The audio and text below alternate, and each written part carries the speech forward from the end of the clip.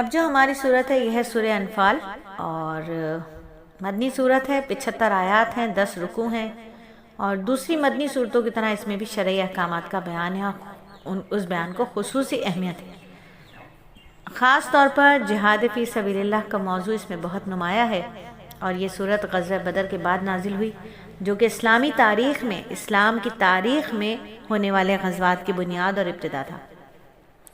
اس غزوے میں اللہ کی نصرت کا دیکھتی آنکھوں نے مشاہدہ کیا تھا، اور ایک چھوٹے سے لشکر نے اپنے سے کئی گنا بڑے لشکر کو ذلت آمیز شکست سے دوچار کیا تھا۔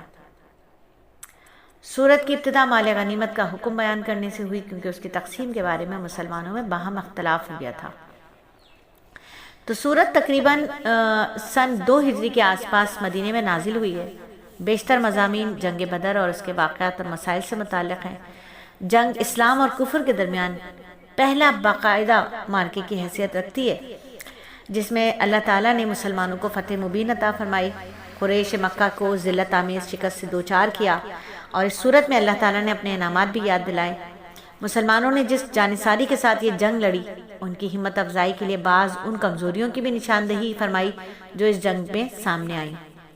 اور آئندہ کے لیے وہ ہدایات بھی دی گئی جو ہمیشہ مسلمانوں کی کامیابی اور نصرت اور فتح کا سبب بن سکتی ہیں۔ جہاد اور مال غنیمت کی تقسیم کے بہت سارے احکامات بھی اس میں بیان ہوئے ہیں، اور جنگ بدر اصل میں کفار مکہ کے ظلم و ستم کے پس منظر میں پیش آئی تھی، اس لیے ان حالات کا بھی اس میں ذکر کیا گیا جس میں نبی صلی اللہ علیہ وآلہ وسلم کو مکہ مکرمہ سے ہجرت کا حکم ہوا، اور جو مسلمان مکے میں رہ گئے تھے ان کے لیے بھی ضروری قرار دیا گیا کہ وہ ہجرت کر کے مدینہ منورہ آ جائیں۔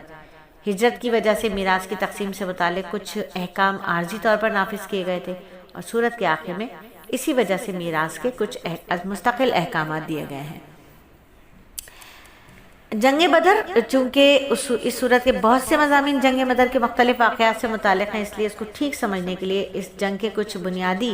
معلومات حاصل کرنا بھی ضروری ہے، تاکہ اس سے متعلق آیات کو اور ان کے پس منظر کو سمجھا جا سکے۔ دیکھیے، مکہ مکرمہ میں نبی صلی اللہ علیہ وآلہ وسلم نبوت کے بعد 13 سال مقیم رہے، اور اس دوران مکہ مکرمہ کے کفار نے آپ اور آپ کے جانثار صحابہ کو طرح طرح سے ستانے اور ناقابل برداشت تکلیف پہنچانے میں کوئی کسر نہیں چھوڑی ہے۔